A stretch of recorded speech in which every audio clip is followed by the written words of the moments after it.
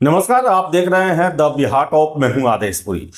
BPSC 71वीं civil सेवा की परीक्षा 13 सितंबर को निर्धारित की गई है और आपको बता दें कि अभी तक 1298 सीटों की घोषणा आयोग के द्वारा की गई है, लेकिन 49 सीट और ऐड होने वाला है। 33 एलईओ यानी कि लेबर इन्फोर्समेंट ऑफिसर और 16 एसीटीओ यानी कि सीटीओ जिसे कहते हैं, उसका पद जो है ऐड होने वाला हो। और 1347 सीटों पर आज के डेट में ये परीक्षा होने वाली है। इसको लेकर बीपीएससी के द्वारा औपचारिक पत्र भी जारी किया जाएगा। लेकिन हम आज चर्चा करने के लिए बैठे हुए हैं सिविल सेवा की तैयारी में किन किन चीज़ों का ध्यान रखना होता है, कैसे अपने आप को अनुशासित रखना है, चाहे मटेरियल के लेवल पर हो, चाहे समय के लेवल पर हो, चाहे किन शिक्षकों का चुनाव करना है, कौन सा पुस्तक का अध्ययन करना है, अपने आप को सिविल सेवा के लिए कितना डिजर्व कराना है, ये काफ़ी महत्वपूर्ण है। हमारे साथ परफेक्शन आईएएस के चंदन प्रिय सर है और हम लंबा डिस्कशन करेंगे हर एक चीज़, जिसमें छात्र के एग्जामिनेशन साइकोलॉजी को लेकर भी हम चर्चा करेंगे। तो आपके लिए काफ़ी अहम है ये वीडियो देखना और हम उम्मीद करते हैं कि आप अंत तक देखेंगे, काफ़ी आपको फ़ायदा होगा। चंदन सर, सबसे पहले तो लगातार बिहार में इतनी बड़ी बड़ी बहाली आ रही है, हर एक साल लगभग आ रही है, लेकिन एक चीज़ देखा जा रहा है जो कि हर एक जगह देखने को मिल रहा है कि सिविल सेवा को लेकर जो डेडिकेशन पहले होता था उसमें कमी आई है। यानी कि वैसे छात्र, एक समय हम लोग जब तैयारी करते थे तो कुछ छात्र ऐसे थे कि केवल सिविल सेवा ही देते थे, वो भी यूपीएससी, वो स्टेट पीसीएस में नहीं देते थे। लेकिन अब तो ऐसा हो गया है कि एक ही कैंडिडेट सिपाही के लिए भी फॉर्म डाल रहा है और यूपीएससी के लिए भी डाल रहा है, बैंकिंग, रेलवे, सब कुछ के लिए डाल रहा है। तो सर, ये गोल डिसाइड करने में आखिर छात्र आजकल इतना क्यों कंफ्यूज हो जा रहे हैं और इतनी बड़ी बहाली सिविल सेवा की आ रही है? और देखा जाए तो वो दावेदारी में कमी आई है। फॉर्म तो खूब फिलअप हो रहा है, लेकिन छात्र में जो डेडिकेशन जो होता था उसमें कमी आ रही है। बिल्कुल। देखिए, आपने बड़ा सही बात बोला, तथ्यात्मक बात है। पहले के समय में जब सिविल सेवा की जो तैयारी करते थे, वो इसमें भी डिफरेंस रखते थे कि मुझे अगर यूपीएससी देना है तो मैं स्टेट सिविल सर्विसेज नहीं दूंगा, क्योंकि उसमें क्या प्रॉब्लम होता है कि स्टेट सिविल सर्विसेज में ज़्यादातर तथ्यात्मक प्रश्न पूछे जाते हैं, जबकि अगर आप यूपीएससी के परीक्षा को देखें तो वहाँ पर अवधारणात्मक प्रश्नों की संख्या जो होती है वो ज़्यादा होती है, कंसेप्चुअल क्वेश्चंस काफ़ी ज़्यादा होते हैं और तथ्य संबंधित प्रश्न की संख्या काफी कम होती थी। तो एक डेडिकेशन ऐसा होता था। और एक और वजह था सर कि स्टेट पीसीएस का समय डिसाइडेड नहीं होता था। वो जो हमेशा इफेक्ट करता था आपको यूपीएससी को, एग्जाम को। स्टेट पीसीएस में क्या होता था कि आपको थोड़ा एक्स्ट्रा पढ़ना होता था स्टेट स्पेसिफिक, जिससे कि आपका प्रिपरेशन जो है ना वो डेविएट होता था। और इसी कारण से आप देखेंगे कि छात्र जो है वो यूपीएससी का अलग से प्रिपरेशन करते हैं। बट अभी आपसे पढ़ाई के क्षेत्र में ही नहीं देखें, सभी क्षेत्रों में अगर आप देखेंगे ना तो एक जो डेडिकेशन है, उस डेडिकेशन में एक डिटर्मिनेशन जिसको कह सकते हैं, भटकाव आया है सर। डिटर्मिनेशन में कमी आई है, भटकाव में काफी वृद्धि हुई है। और आप देखेंगे कि पहले लोग, मैं सिंपल से एक एग्जांपल बताता हूँ कि पहले लोग 3 घंटे की मूवीज को 5 घंटे में देखते थे एड्स के साथ, और आज जो है वो 5 मिनट का वीडियो लगातार नहीं देख पाते हैं। वो इतना ज्यादा एक क्या बोल सकते हैं कि भटकाव हो गया है कि वो हमेशा रील्स स्क्रॉल करते रहते हैं, और यही चीज उनके आदतों में आ गया है। और वही लोग जो कि डिफरेंट वर्क करते हैं, वही लोग तो पढ़ाई भी कर रहे हैं, है ना। तो एक ऐसी मानसिकता विकसित हो गई है, एक ऐसी विचारधारा विकसित हो गई है जहां पर रुकना, जहां पर समय देना, जहां पर एक चीज पर खुद के ऊपर विश्वास रखना। सर, इसमें दोषी तो आप लोग भी हैं सर, आप लोग भी टीचर हैं और आप लोग भी तो रील्स कल्चर शुरुआत कर दिए हैं। हर एक चीज का रील्स, इवन की क्लास में घुस रहे हैं, निकल रहे हैं, शादी कर रहे हैं, घूमने जा रहे हैं, कुछ भी बोल रहे हैं, राखी बना रहे हैं, पूजा पाठ कर रहे हैं, हर एक चीज का रील्स। तो छात्र असर तो पड़ेगा ही शिक्षक के। जब माहौल का, देखिए, जो छात्र होते हैं वो छात्र काफी ज्यादा, छात्रों के लिए ना शिक्षक जो होते हैं वो एक हीरो की तरह होते हैं, रोल मॉडल होते हैं, इसमें कोई दो राय नहीं है। वो पूरे तरीके से उनको फॉलो करते हैं। और जब आपको इतना प्यार और इतना विश्वास जब छात्रों का मिल रहा होता है तो उसमें और निश्चित रूप से इस तरीके का कल्चर का विकास काफी हुआ, और ऐसा मैं नहीं बोलूंगा, हम लोग भी हमारे जो संस्था है, लेकिन हम लोग ऐसा प्रयास करते हैं कि रील्स में भी ऐसी चीजों को लेकर आया जाए जो कि आपके अंदर कुछ चीजों को, कुछ वैल्यूज को, कुछ कॉन्सेप्ट्स को लेकर आ रहे हैं, ना कि बकैती वाले रील्स जो है वो लाए। हम लोग के यहाँ अगर आप देखेंगे तो उसके अंदर भी, जैसे अभी एक हमारा रील जारी हुआ था, उसमें हमने सुकरात के बारे में बात की थी कि सुकरात ने क्या कहा था। वो उसने कहा था कि ज्ञान जो है वो सद्गुण है, नॉलेज इज वर्च्यू। तो हम लोग का प्रयास होता है कि अगर आप कम टाइम नहीं दे पा रहे हैं तो उसमें भी आपको कुछ ना कुछ नॉलेज इनकलकेट कर दिया जाए, आपके अंदर कुछ ना कुछ ज्ञान समाहित कर दिया जाए, जो कि आपके एग्जाम के लिए भी और आपके जीवन के लिए भी, क्योंकि जीवन के लिए भी जो मूल्य है वो मूल्य काफी आवश्यक है। कई बार क्या होता है कि मूल्य की कमी होती है, आपके पास पैसा होता है लेकिन मूल्य की कमी के कारण आप बेहतर नहीं कर पाते। सर, आपने एक बात का चर्चा किया कि छात्र जो हैं वो अब 5 घंटा 3 घंटा का फिल्म पहले 5 घंटा में देखते थे ऐड के साथ, हम लोग भी देखे हुए हैं, और अब 5 मिनट का वीडियो भी नहीं देख पाते हैं, या तो फास्ट करके देखते हैं। ये एक बेचैनी है सर। क्या वो ये बेचैनी आया कहाँ से, और ये बेचैनी क्या सर, ये जो शिष्य जो छात्र जीवन होता है उसमें आखिर कैसे इतना अंदर तक घुस गया कि छात्र अब बेचैन है, कुछ भी हो जाए, सरकारी नौकरी लग जाए हमको बस। बिल्कुल बिल्कुल। और यही बेचैनी का आपने जो आपका जो पहला प्रश्न था उसका उत्तर यही है। पहले एक स्थिरता थी कि मुझे सिविल सेवा में ही जाना है, मुझे यूपीएससी ही क्रैक करना है, लेकिन वो जो स्थिरता है वो स्थिरता खत्म हो गई। और अब क्या है छात्रों को कि मुझे एक नौकरी चाहिए। पहले का अप्रोच और अभी के अप्रोच में डिफरेंस हो गया। पहले क्या था कि मुझे सिविल सेवा में जाना है, और अब क्या है, मुझे एक नौकरी चाहिए। और इसके पीछे कई सारे कारण रिस्पॉन्सिबल हैं।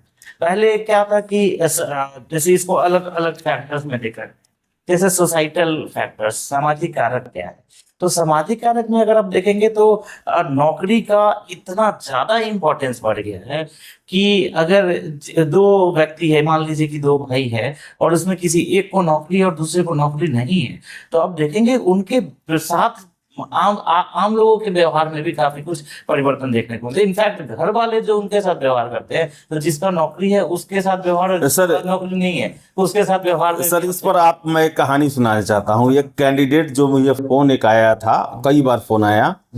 दो भाई हैं, एक बड़ा भाई वो आईआईटी से सॉफ्टवेयर इंजीनियर करके एमटेक ये सब करके वो ऑस्ट्रेलिया में जॉब कर रहे थे, और उनका छोटा भाई जो कि साधारण ग्रेजुएशन करके, और वो बिहार में आरडीओ जो बीडीओ होते हैं वो बने। तो उनके बड़े भाई हमको लगातार सर फोन करते थे और यूपीएससी के बारे में कैसे कैसे कि हम तैयारी करना चाहते हैं। वो ऑस्ट्रेलिया से छोड़ के बेंगलोर आए, यहाँ पर नौकरी किए कि इंडिया रहेंगे तो अच्छे से तैयारी करेंगे। तो मैंने पूछा उनसे कि भाई आप आईआईटी और जो सपना लोग का रहता है कि गूगल और ये फेसबुक जैसे कंपनी में काम करना, तो उनका कहना था कि नहीं, वीडियो मेरा भाई बना, मैं घर जाता हूँ तो उससे बात करने, भेंट करने लोग रोज लगभग 10 लोग आता है, और हमसे एक आदमी भी नहीं भेंट करने के लिए आता है ना। कोई मुझे बाहर मिलता भी है तो मेरे भाई के बारे में ही पूछता है, कहाँ पोस्टिंग है, क्या है ये वो। उसके बाद हुआ कि नहीं, हमको भी आना है इसमें। तो ये सर एक तो सामाजिक इसका स्टेटस है। तो अब क्या हो गया है कि समाज के अंदर कि नहीं, मुझे किसी भी तरीके से एक नौकरी चाहिए, सामाजिक प्रतिष्ठा का सवाल हो गया है। आप किसी दूसरे तरीके से कितना भी अर्निंग कर रहे हैं, कितना भी नॉवल वर्क कर रहे हैं, बहुत अच्छा वर्क कर रहे हैं, समाज को बहुत कुछ दे रहे हैं, लेकिन समाज को उससे मतलब नहीं है। पहले के समय में आप देखते होंगे कि बहुत सारे लोग क्या करते थे कि मेरे नाम पर स्कूल रहेगा, मेरे नाम पे कॉलेज रहेगा, और पूरा बहुत जमीन, बीघा का बीघा जमीन दान कर देते। लेकिन वर्तमान समय में एक छोटा एक धुर जमीन के लिए जो विवाद हो जाता है और मर्डर तक हो जाता है। तो मानसिकता में काफी बदलाव आया है, और मानसिकता का बदलाव जो है ना, लोगों को एक बेचैन कर दिया है। तो ये एक बहुत बड़ा कारण है जहां पर इस तरीके की जो चीजें हैं कि नहीं, मुझे नौकरी किसी भी तरीके से दे। आज मेरे पास बहुत सारे स्टूडेंट आते हैं, 12th हुआ, सर मुझे किसी तरीके से नौकरी चाहिए। अरे भाई, तुम्हारे पहले तो ग्रेजुएशन हो। कौन दोषी है सर? सबसे पहला मैं इसीलिए तो मैंने बोला कि सबसे पहला जो फैक्टर है वो सामाजिक फैक्टर है। इसके बाद दूसरे फैक्टर्स के ऊपर मैं आ रहा हूँ। दूसरा जो फैक्टर है वो है आर्थिक फैक्टर, आर्थिक कारक। और ये आर्थिक कारक क्या है कि पहले हमारी आवश्यकताएं कम थी और आर्थिक आधारों पर किसी भी व्यक्ति का को जज नहीं किया जाता। हम्म अभी हमारी आवश्यकताएं भी बढ़ गई है और जो जजमेंट है वो किसके आधार पे हो रहा है? आर्थिक आधार। हम्म आप दो व्यक्ति हैं, अब वहां तो एक सामाजिक आधार था, अब ये आर्थिक आधार समझिए। दो व्यक्ति हैं, एक ही नौकरी में है, लेकिन एक ने गलत काम करके अपना बंगला घर गाड़ी बना लिया और दूसरे ने ईमानदारी के साथ काम किया और उसके पास अभी भी छोटा घर है। समाज किसको ज्यादा महत्व देता है? जिसके पास बंगला गाड़ी और घर है। तो हमारा जो आर्थिक आधार, समाज ने जो चीजों को देखना शुरू किया आर्थिक आधार, जबकि उसको पता है कि 50,000 रुपये उसकी सैलरी है, तनख्वाह है, 80,000 रुपये उसकी तनख्वाह है और 50 लाख का उसका घर बना हुआ है, फिर भी उसके ऊपर कोई क्वेश्चन नहीं। कहने का मतलब सर कि आर्थिक आधार का एक्सेप्टेंस जो है सोसाइटी में ज्यादा बढ़ गया आर्थिक है। आधार पे उसको भी पता है, समाज को भी पता है कि ये गलत तरीके से पैसा लेकर है, लेकिन फिर भी वो जो है इसी आधार पे काम करता है कि नहीं इसके पास पैसा है ना, चाहे जहां से लेकर आए। हम्म। तो वो एक बहुत बड़ा फैक्टर हुआ जिस कारण से लोगों के मन में बेचैनी आ गई। जल्दी से पैसा कमाना है, जल्दी से रुतबा दिखाना है, जल्दी से ये करना है, और उसके कारण भी तो एक बेचैनी की जो भावना है वो समाज के अंदर है। तो सर सरकारी नौकरी तो सर आज से 20 साल पहले भी जरूरी था, उसमें भी इसका क्रेज था, ऐसा नहीं मानते हैं। लेकिन सर अब सिविल सेवा में सर देखा जाए तो अब खासकर बीपीएससी और अन्य सरकारी नौकरी लगभग आजकल बराबर हो गया है।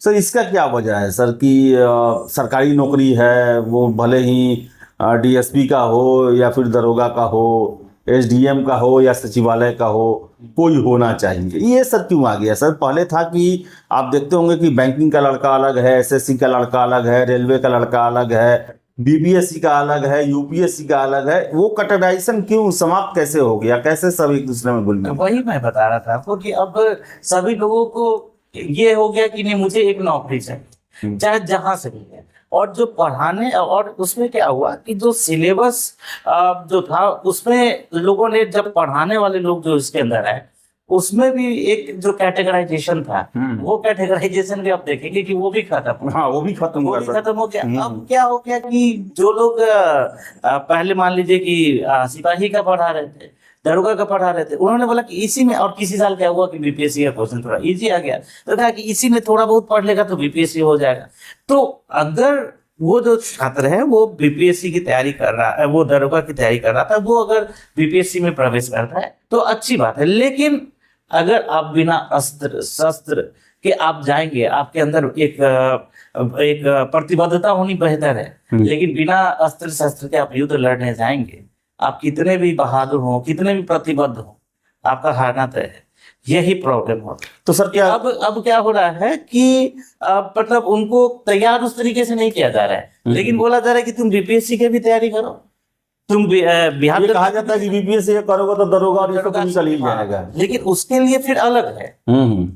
ठीक है, अगर आप कोई एक लोग पीटी ही मान लेता है, हाँ, पीटी ही इसका BPSC हो पैमाना गया। है। हाँ पीटी का मेंस का भी एग्जाम है और उसके लिए भी आपको डेडिकेशन देना होता है। और बिहार पीसीएस में तो ऐसा हो गया, बीपीएससी में, कि आप पीटी और मेंस की फीस देखेंगे तो समय काफी कम मिलता है। और समय कम मिलने के कारण क्या होता है कि बहुत ज्यादा जो छात्र जो कि दरोगा और सिपाही की तैयारी करते हुए आ रहे थे, प्रीलिम्स में उनका सिलेक्शन हो गया तो मेंस में वो कोप अप नहीं कर पाते और सिलेक्शन उनका नहीं हो पाता है, और फिर उनका जो मेन स्ट्रीम की जो तैयारी थी वो भी उनके से छूट जाती है। और तो इसी के लिए एक कैटेगराइजेशन होना बेहतर है। हाँ, कुछ ऐसे छात्र होते हैं जैसे कि ये आप बेहतर, आपने एक होलिस्टिकली पढ़ लिया है और फिर आपको जॉब का रिक्वायरमेंट है, आपका फैमिली बैकग्राउंड वैसा है कि जॉब का रिक्वायरमेंट है, तो आप उसको एक अलग टाइम देकर, आप उसी एग्जाम को देकर आप उसको निकाल सकते हैं। लेकिन एक ही चीज से सब कुछ का तैयारी करना वो थोड़ा न सर, यहाँ पर होता है कि कहा जाता है, जब हम लोग भी तैयारी करते थे कि अरे पीटी पहले करो, पीटी अगर नहीं होगा तो मेंस दोगे नहीं। अब पीटी हो जाएगा तो इतना जोश आ जाता है कि 2-3 महीना में आदमी रट उठ के तैयार कर ही लेता है मेंस। देखिए, ये तरीका ही गलत है। पीटी के बाद मेंस, और मैं दावे के साथ कह सकता हूं कि जितने लोग फॉर्म भरे हैं उसमें से 70% लोग यही सोच के कंसेप्ट के साथ जाते हैं कि पीटी निकाल देंगे और बाद 3 महीना दिनों रात झोंक देंगे तो मेंस हो ही जाएगा तैयारी। तो पीटी के बाद पीटी में सिलेक्शन कितने % लोगों का होता है, सो बताइए। आपने 70% का डेटा बताया, सिलेक्शन कितने % लोगों का? अगर मान ली 1500 भी सीट जाता है तो 15,000 बच्चे का सिलेक्शन होगा, आप उसको परसेंटेज में निकाल लीजिए, वो 70% से बहुत ज्यादा होगा, तो सिलेक्शन भी नहीं होता है ना वैसे लोगों का। भले उनकी संख्या ज्यादा है तो आपको लगता है किसी तरीके से तैयारी, लेकिन सिलेक्शन तो उनका नहीं होता है, तो सिर्फ पीटी की तैयारी करते हुए जाते हैं। और फाइनल कितने % लोगों का होगा? 1500 लोगों का सिलेक्शन होगा। तो वैसे लोगों का तो सिलेक्शन ऐसे भी नहीं हुआ, लेकिन उनकी संख्या ज्यादा है, इसलिए लोगों को लगता है कि यही तरीका है, और वो अपने तरीके पर ही अड़े रहते हैं। ठीक है, तो कहने का मतलब ये है कि जो तरीका है वो ये है कि आपको सब्जेक्ट पढ़ना पड़ेगा। तो सर ये एक हम जो अभी तक अभी छांट पाए हैं कि गोल डिसाइड करने में कि छात्र को क्या बनना क्या है, उन्हें सबसे पहले डिसाइड करना होगा। गोल डिसाइड करें, पढ़ने का तरीका फिर आप देखिए।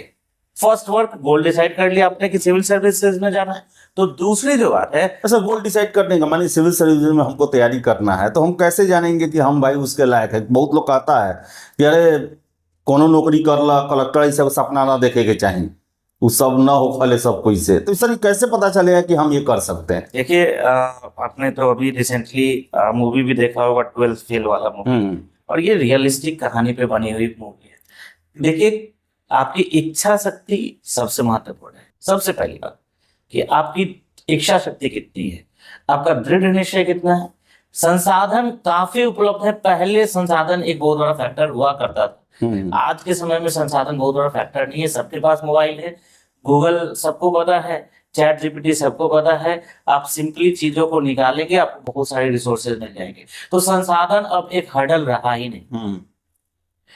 कोई भी व्यक्ति जो डेडिकेशन के साथ 8 से 10 घंटे प्रतिदिन पढ़ेगा, एग्जामिनेशन के समय 12 घंटे से 13 घंटे पढ़ेगा, उसका सिलेक्शन हो सकता है इस बार सिलेक्शन नहीं हो, अगली बार सिलेक्शन होगा, लेकिन सिलेक्शन हो जाए। सर 8 से 10 घंटा पढ़ने वाला तो बहुत लोग हैं। नहीं है, मैं गारंटी के साथ बोल रहा हूँ। नहीं, बहुत लोग हैं। ये कहा जाता है कि भाई घंटा पढ़ने वाला तो बहुत लोग हैं, लेकिन वो अर्जुन की तरह निशाना पढ़ने वाला वो मेन है। 8 से 10 घंटे बैठना और 8 से 10 घंटे पढ़ना तो बहुत डिफरेंस है। 8 से 10 घंटे बैठने वाले बहुत लोग हैं, 8 से 10 घंटे पढ़ने वाले लोग नहीं है। ये मैं गारंटी के साथ लिख के आपको दे सकता हूँ।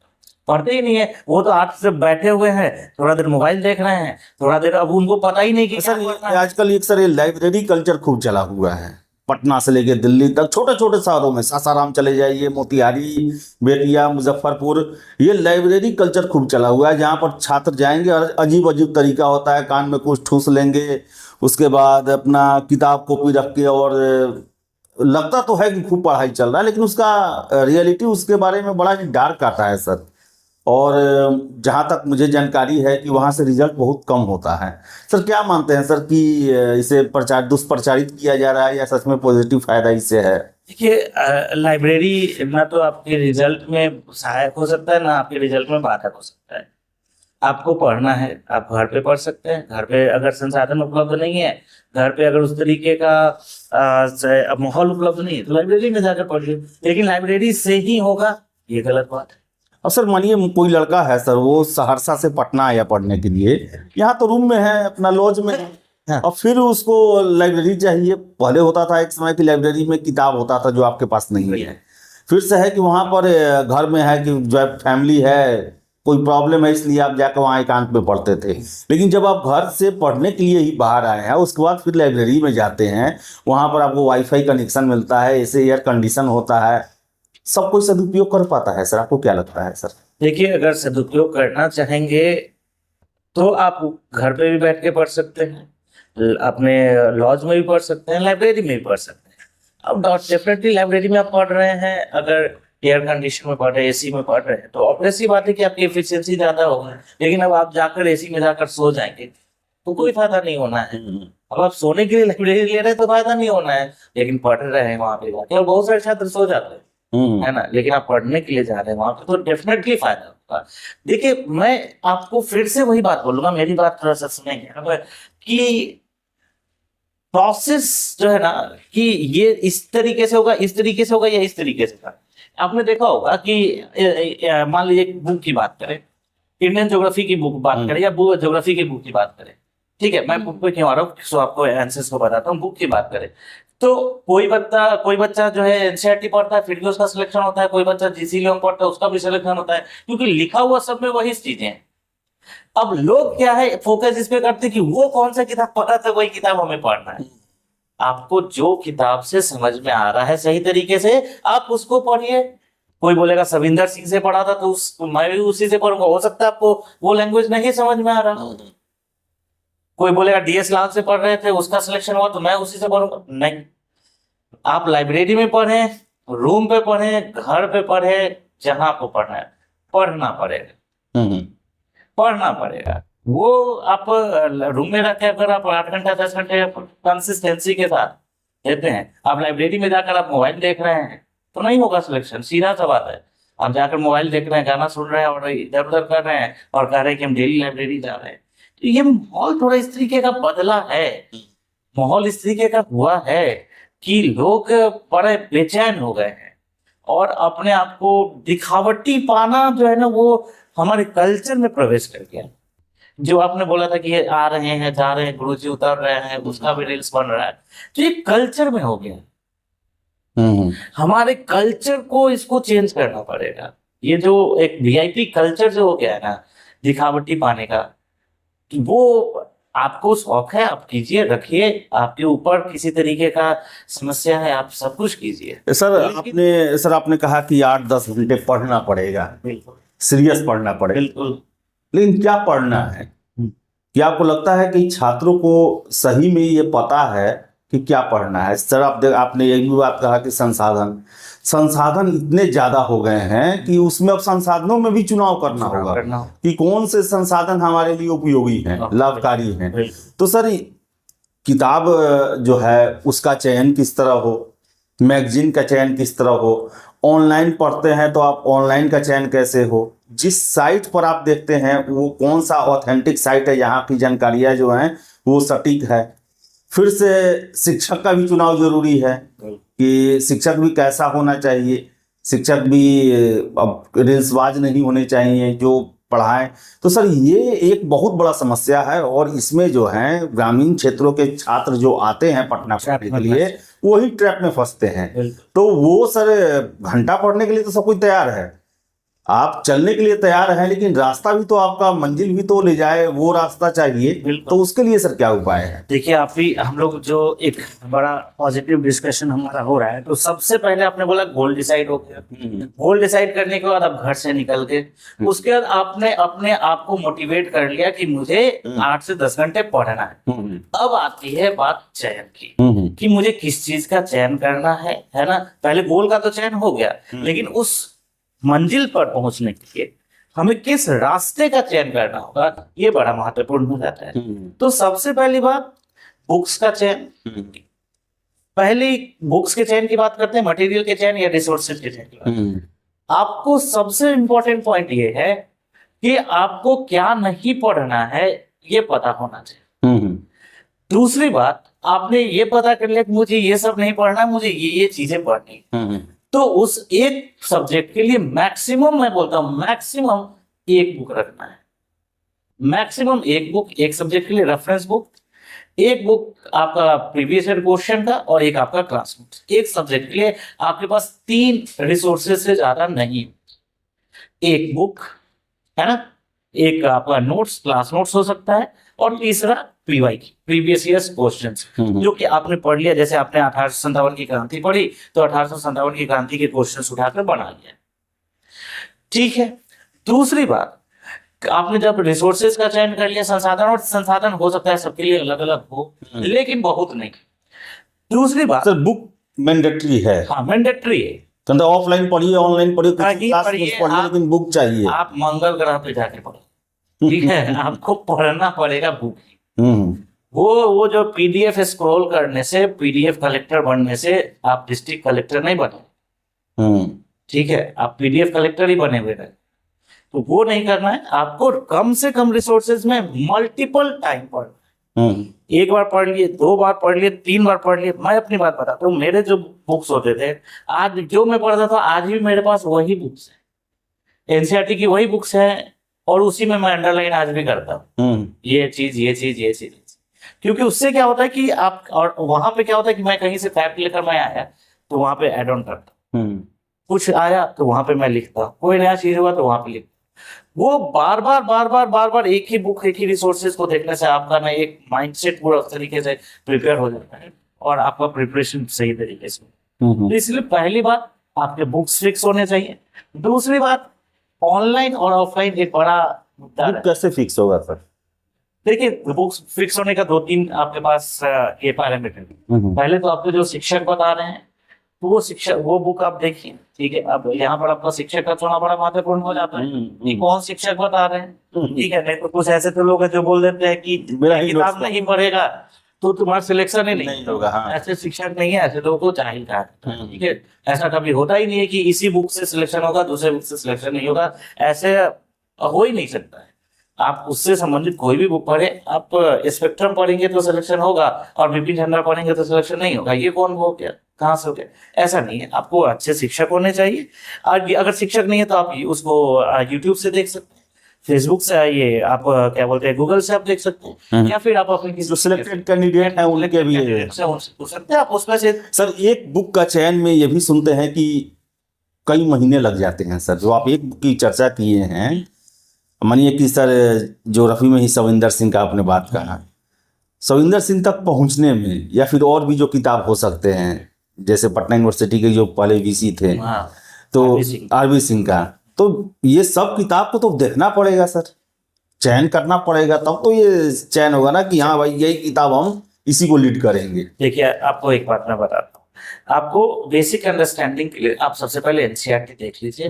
बेसिक अंडरस्टैंडिंग आपको वहां से क्लियर हो जाएगा। और उसके बाद कोई भी एक बुक जिसका लैंग्वेज आपको समझ में आ रहा, ठीक है, क्योंकि सारे बुक्स में सब कुछ दिया हुआ। सर, पहले होता था कि लोग किताब की दुकानों पर 2-2, 3-3 घंटे लोग छात्र बिताते थे, तो वो फिर से कल्चर लाना पड़ेगा। वो कल्चर बड़ा अच्छा होता था, ठीक है। हम लोग भी 3-3 घंटा लग जाता था, हाँ, देखने में कि कौन सा किताब मेरे लिए सही है। मेरे लिए सही है। किताब खराब नहीं होता है, आपके लिए वो किताब है कि नहीं, ये आपको डिसाइड करना। और होता था कुछ में पॉइंट वाइज होता था, किसी में होता था लिटरेचर के पैराग्राफ की तरफ होता था, किसी में फोटो वोटो के साथ होता था।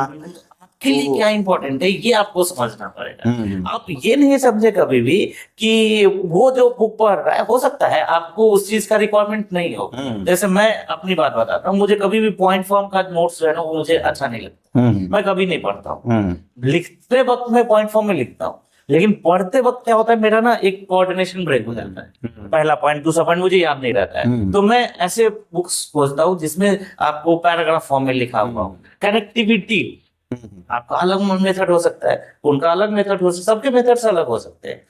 डिपेंड करता है कि आपको कौन सा मेथड सूट करता है। चाहे वो सविंदर सिंह हो, चाहे जीसी लोग हो, सारी बुक्स हम लोग से तो बहुत ज्यादा जानते हैं, या बुक्स का ऑथर हम लोग से बहुत ज्यादा जानते हैं, उसमें बहुत ज्यादा कुछ लिखा हुआ है, चाहे वो कोई भी बुक।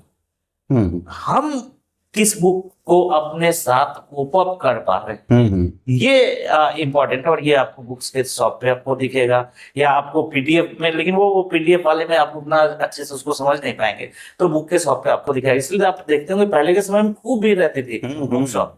अब तो बुक शॉप पे भी हर एक सिविल सर्विसेज का स्टूडेंट का रूम जो होता था वो मिनी लाइब्रेरी होता था। बिल्कुल।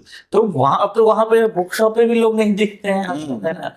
तो ये एक बड़ा समस्या है, ठीक है। तो पहले तो बुक का चयन हो गया, और उसके बाद उस बुक को आप बार बार पढ़ें। मैं बोलूंगा कि एक बार 4 घंटे या 2 घंटे की सेटिंग लगाएं। सेटिंग मतलब 2 घंटे मोबाइल ऑफ करके, ठीक है, और घर वाले को कोई एक अल्टरनेट नंबर दे दे, अपने रूम पार्टनर का या किसी का, क्या लॉज वाले का, कि कोई ऐसा अनएवॉइडेबल सर्कमस्टांसेस आए तभी फोन करना, अदरवाइज नहीं फोन करना। फोन बंद करके 2 घंटे एक बार बैठे, 2 घंटे पूरा पढ़ के उठे, ठीक है। उसके बाद फिर 5 मिनट 10 मिनट इधर उधर किया, फिर 2 घंटे की सीटिंग। एक बार 4.5 घंटे में आपको 4 घंटे की सीटिंग लगानी पड़ेगी। 4.5 घंटे में 4 घंटे की सीटिंग लगानी पड़ेगी। वो बैठना और बैठ के पढ़ना, तब आप अपने आप को जान पाएंगे कि आप वास्तविकता में क्या है। अदरवाइज आप एक ऊपर से आवरण पहनकर घूमते रहेंगे और आप अपने रियलिटी को नहीं जान पाएंगे। एक दिन मैं एच.सी. वर्मा सर की कहानी सुन रहा था, ठीक है। एच.सी. वर्मा सर को जानते होंगे, कॉन्सेप्ट ऑफ फिजिक्स। तो उन्होंने बोला कि एच.सी. वर्मा बनने की जो कहानी है वो 2 ठेकुए से शुरू हुई थी।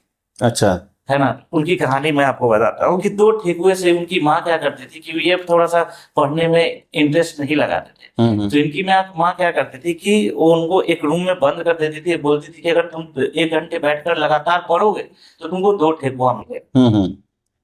ठीक है। और वहां से देखिए, अगर वो माँ उस जीवटता के साथ अगर वो नहीं होती तो आज भारत को एस.सी. वर्मा नहीं मिलता।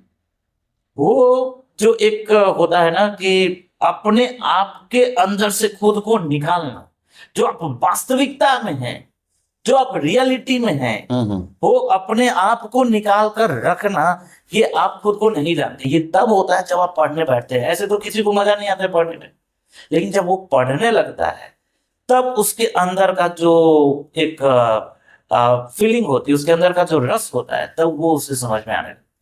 अदरवाइज तो फिर लगता है कि मुझे कैसे भी निकल के जा। सर इस फीलिंग और इस रस को सर एक सही दिशा शिक्षक भी देते हैं। बिल्कुल।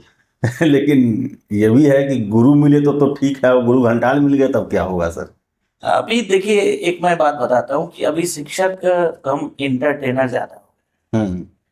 और फिर वही चीज आती है कि लोग जब तक स्थिरता के साथ बैठेंगे नहीं, तब तक वो शिक्षक और इंटरटेनर में डिफरेंस नहीं क्रिएट कर पाएंगे।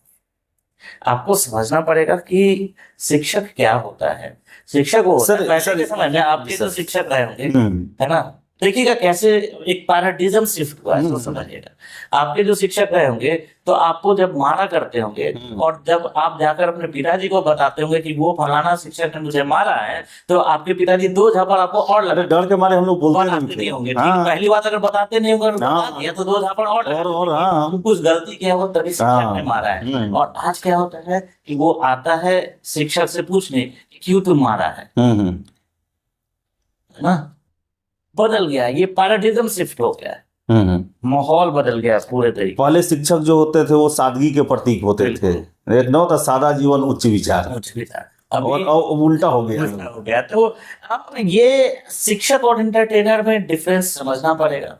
ठीक है, एक वीआईपी कल्चर, ये आप हाथ हिला रहे हैं, लड़का लोग कूद रहा है, और वो उसमें से ज्यादा स्टूडेंट लोग होता नहीं है, वो उनके खुद के ही लोग होते हैं जो उनको उनके ऊपर कूदने के लिए रेडी रहते हैं। पूरा मार्केटिंग है। हाँ, वो पूरा मार्केटिंग है। तो सर इसमें जो छात्र जो फंसते हैं, जो ट्रैप हो जाते हैं सर, उनको कब समझ में आता है और कितना ये नुकसानदायक है उनके करियर के लिए सर? देखिए, एक आपका अगला 30 साल, अगला 50 साल कैसा होगा, वो आपके आज के वर्तमान के 2 साल पे निर्भर करता है, या 3 साल पे निर्भर करता है, या बहुत से बहुत 4 साल पे। अगर आपके पेरेंट्स फाइनेंशियली स्ट्रांग है तो आपके वर्तमान के 4 साल पे डिपेंड करता है कि अगला 50 साल आपका कैसे। तो आपको पहले से ये समझना होगा, अगर आप 2 साल बर्बाद करके इन चीजों को समझेंगे तो आपका अगला 50 साल बड़ा अंधकार में है।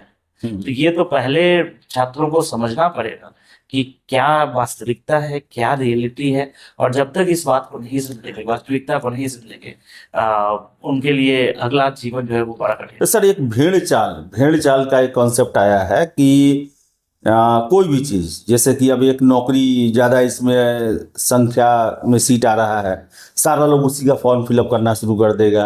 एक टीचर आया, वो कैसा भी पढ़ा रहा है ये लोग नहीं देखेगा, सारा कोई इसी के पीछे जाना शुरू कर देगा। कोई नोट्स आया, कोई भी चीज़ आया, सर ये भेड़ चाल सर क्या ये कैसे देखते हैं इसे सर? भेड़ चाल सर कितना खतरनाक है, ये सब चीज़ में हावी है। लेकिन स्टूडेंट को कम से कम इन चीज़ों पर ध्यान रखना चाहिए, क्योंकि स्टूडेंट एक अलग कैटेगरी होते हैं, सीखने वाले हैं, पढ़ने वाले हैं, उनका कैरियर उसी पर डिपेंड है। देखिए, आप कई सारी मूवीज में आप देखते होंगे कि एक हीरो होता है, वो 500 गुंडे को एक बार में मार देता है। ठीक है, ये आपको पता है कि प्रैक्टिकली ये पॉसिबल नहीं है, लेकिन देखने में अच्छा लगता है। और वहीं पर लोग क्या करते हैं, कुछ टाइम और कुछ पैसे खर्च करने के लिए राजी हो जाते हैं। वो कुछ पैसे और कुछ टाइम ही के लिए है वो। अगर आप पूरे जीवन को उसी तरीके से व्यतीत कर देंगे कि स्टंट आपको अच्छा लगने लगा, तो आपका जीवन भी उसी तरीके से बर्बाद हो जाता है ना। तो आपको ये समझना पड़ेगा कि ये स्टंटबाजी जो है, जो दिखावटी बना है, ये बहुत आपके लिए लाभदायक नहीं। आपको ये समझना पड़ेगा, आपके रियलिस्टिक दुनिया में आपको रहना होगा, दुनिया में आना पड़ेगा। ये जो कैमरा वाली जो दुनिया है, इस कैमरा वाली, ऑल्दो मैं भी कैमरा के ऊपर ही बोल रहा हूँ, लेकिन कैमरे वाली दुनिया से बाहर निकलना पड़ेगा, वास्तविकता पे आना पड़ेगा, और आपको समझना पड़ेगा, शिक्षा जो है ना, ये आपसे डिमांड करता है कि आप कितने अनुशासित हैं, आप कितने दृढ़ निश्चित हैं।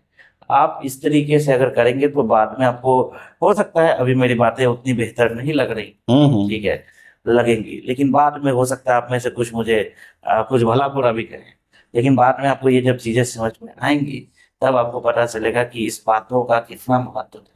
पहले के समय में मेरे एक शिक्षक थे, अभी भी मेरे घर के बगल में ही रहते हैं, तो वो क्या होता था ना, मुझे मैथ समझ में नहीं आता, तो जब मैथ नहीं समझ में आता था तो मैं उनके पास जाता था, तो वो मुझे थोड़ा सा बताते थे, ऐसे करो ऐसे करो ऐसे करो ऐसे करो और इसको बना के लाओ।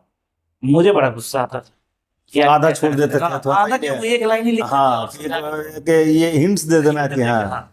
मुझे बड़ा गुस्सा आता था। और उन्हीं के बगल में एक दूसरे सर भी थे, उनके यहाँ बहुत भीड़ रहती थी और वो पूरा मैथ्स जो है ना बोर्ड पे बनाते थे, ठीक है, एकदम स्टेप बाय स्टेप।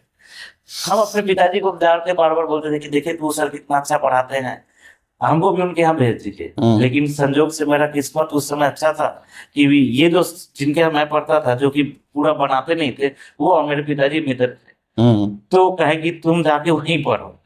और धीरे धीरे धीरे करके एक समय बाद जब उन्होंने मेरा एक ऐसा माइंडसेट विकसित कर दिया कि मुझे मैथ समझ में आने लगा बार बार। और इनफैक्ट ये होता था कि मैं अगर बनाकर गलत ले गया तो वो मुझे बताते थे ये गलत है, इसको ऐसे करना है। एक दिन पूरा बीत जाता था, 2 घंटे का उनके यहाँ क्लास चलता था और मुझे एक क्वेश्चन नहीं पूरा होता था, सिंगल क्वेश्चन नहीं पूरा होता था, और दूसरी जगह पे 10-10 क्वेश्चन बन जाते थे। दूसरा बच्चा बोलता था मेरा तो सिलेबस कंप्लीट हो गया, अब मेरा यहाँ पे एक क्वेश्चन नहीं बन रहा है। मैं बड़ा फ्रस्ट्रेट रहता था कि क्या हो गया। लेकिन इस प्रोसेस में जो मैंने सीखा वो पूरा लाइफ टाइम मेरे अंदर रहा और मेरे सीखने की क्षमता का काफी ज्यादा विकास हुआ। सर का नाम था लक्ष्मी नारायण सर, और मैं आज भी इस चैनल के माध्यम से उनको नमन करता हूँ। और उन्होंने बड़ा बेहतर मेरे जीवन में काफी कुछ इनकलकेट किया, कि लर्निंग प्रोसेस में इनकलकेट किया।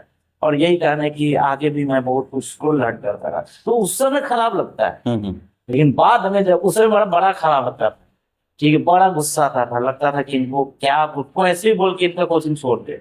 लेकिन अभी लगता है कि अगर वो जीवन, अगर वो 2 साल में हमें कह रहा था, तो शायद आज ये सारी चीजें जो मेरे अंदर एक लर्न करने की जो क्षमता है, इच्छा है, वो उतनी ज्यादा विकसित नहीं होती तो आज। सर ये आजकल हम तैयारी में देखते हैं, खासकर जो सिविल सेवा की तैयारी होती है सर, उसमें सबसे ज़्यादा मैंने पहले भी हम लोगों ने चर्चा किया कि यही रहता है कि किसी तरह पीटी पास कर जाओ, उसके बाद तो मेंस 3-4 महीने में मिल जाएगा। और इस दौरान देखा जाता है कि छात्र जो है, खासकर सिविल सेवा के छात्र हैं, वो लिखने की जो कला है, लिखने पर जोर कम रहता है। पीटी में लिखने का ज़्यादा जरूरत भी नहीं है, लोग नोट्स नहीं बनाते हैं, PDF है, ऑनलाइन सुन लिए, क्लास का नोट्स देख लिए, सब कुछ देख लिए। तो सर ये अन्य परीक्षाओं से कैसे अलग है, जिसमें आपको पीटी एग्जाम से कई साल पहले से आपको लिखने का प्रैक्टिस करना पड़ता है? सर इस पर थोड़ा सा जोर देते सर। देखिए, अगर हम लोग सिविल सेवा को डिफाइन करें एक लाइन, तो सिविल एक लाइन में अगर डिफाइन करना चाहे तो उत्कृष्ट उत्तर लेखन शैली ही आपको सिविल सेवा में सफलता दिला सकती है। अगर आपकी लेखन शैली बेहतर नहीं है तो आपको सफलता नहीं मिलने वाली है। और वर्तमान समय में क्या हो गया कि लेखन कला का लोप हो गया है, लिखते ही नहीं है। लिखने से ये पता चलता था कि आपके मात्राओं में क्या गलती है, ठीक है, आपका लैंग्वेज कैसा है, सेंटेंस फॉर्मेशन कैसा है, और अब ये सब खत्म हो गया। तो और जगह तो चल जाएगा, सिविल सेवा में नहीं चल पा रहा है। तो आप सिविल सेवा के छात्रों को मैं निश्चित रूप से कहना चाहूंगा कि आप कुछ भी हो लिखते रहें, ठीक है, डिफरेंट डायमेंशंस पे सोचते रहें, उसके सामाजिक कारक, उसके आर्थिक कारक, राजनीतिक कारक, ठीक है, अंतर्राष्ट्रीय कारक, विभिन्न कारकों के ऊपर सोचते रहे। जब तक आप लिखेंगे नहीं तब तक आप कुछ नहीं कर पाएंगे, सिविल सेवा में कुछ नहीं कर पाएंगे। तो आपको लिखना पड़ेगा डेली बेसिस पे 5 से 10 पेज, लिखे, सोच के लिखे, देख के लिखे, सोच के लिखे। पहले सबसे पहला प्रोसेस में देख कर लिखना स्टार्ट करें, फिर धीरे धीरे धीरे सोचना स्टार्ट करें, फिर वो सोच के लिखना स्टार्ट करें, तभी जाकर आप एग्जाम को क्रैक कर पाएंगे, नहीं तो फिर बड़ा मुश्किल है। इसलिए और उसमें बहुत सारे मिस्टेक्स हैं, बहुत सारे प्रोसेस हैं, क्योंकि कई बार क्या होता है कि कम शब्दों में आपको चीजों को लिखना होता है, आपको लिखने की प्रैक्टिस नहीं रहेगी तो आप एक ही लाइन को 4 बार घुमा फिरा के लिखेंगे, पेज आपका बढ़ जाएगा, कंटेंट आपका कवर नहीं होगा, क्वेश्चन का डिमांड पूरा नहीं होगा। तो लिखने में भी डिफरेंट स्टेजेस। सबसे पहले लिखना, देख के लिखना, समझ के लिखना, फिर बिना देख के लिखना, फिर उसको एक क्वेश्चन के अकॉर्डिंग सेट करना, ठीक है, पॉइंट्स जनरेट करना। ये डिफरेंट प्रोसेसेस हैं, और ये प्रोसेस अगेन फिर आपको टाइम देना पड़ेगा।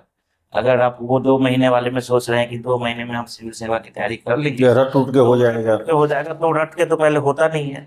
अगर आपके पास ऐसा कोई बहुत क्षमता है, क्योंकि किसी को पता नहीं क्वेश्चन क्या आने वाला है, तो ऐसी क्षमता तो होती नहीं है किसी के पास कि पूरा रट ले।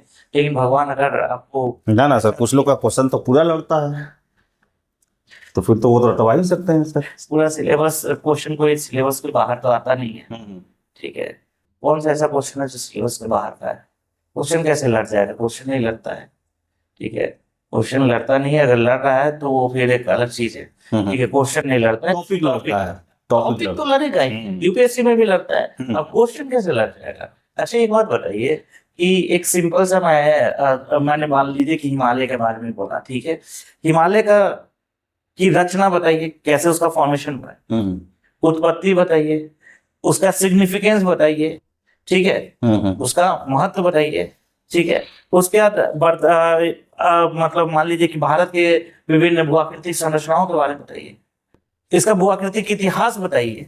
सब में तो हिमालय ही है, सबका आंसर एक ही हो जाएगा क्या?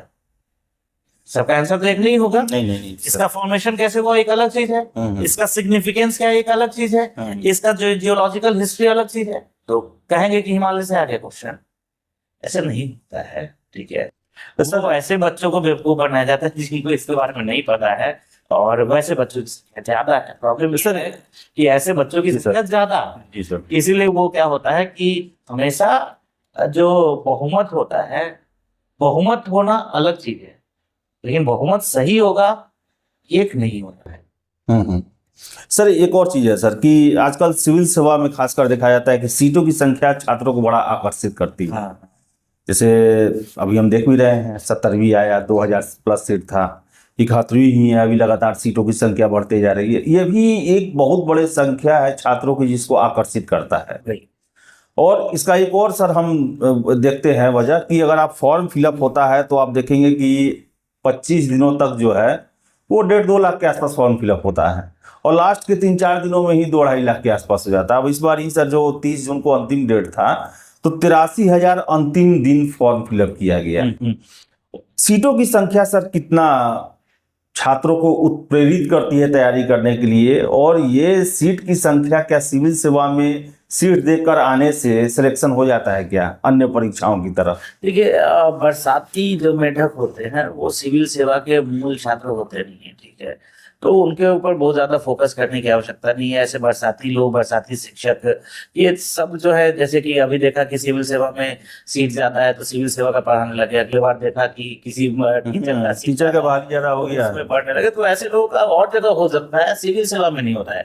और बताइए जिसको पिछली बार जब 90-91 हजार छात्र जो है फॉर्म नहीं भर पाए थे, उसके बाद भी 83,000 फॉर्म अगर लास्ट डे भरा जा रहा है, तो निश्चित रूप से मैं बोल सकता हूँ कि ऐसे ये जो छात्र हैं, ये छात्र बहुत ज्यादा सीरियस नहीं है। इसमें हो सकता है कि 1-8 ऐसे हों जो किसी डॉक्यूमेंट्स की वजह से या किस वजह से, पैसे की वजह से वो 2-4 हजार छात्र नहीं भर पाए हों, लेकिन 80,000 छात्र, 83,000 छात्र अगर लास्ट डे भर रहे हैं, तो उनको है कि चलो आज इस बार भर के फॉर्म देख लेते हैं, वो सीट पर आकर्षित होते हैं। वो सीट पर आकर्षित होते हैं, वो मूल भाग्य भरोसे रहते हैं कि भाग्य में लिखा हुआ मूल छात्र नहीं है। 2-4 हजार हो सकते हैं, मैं ऐसा नहीं बोलता हूँ, लेकिन 80,000 नहीं हो सकता। सर सिविल सेवा में भाग्य काम करता है कि नहीं सर?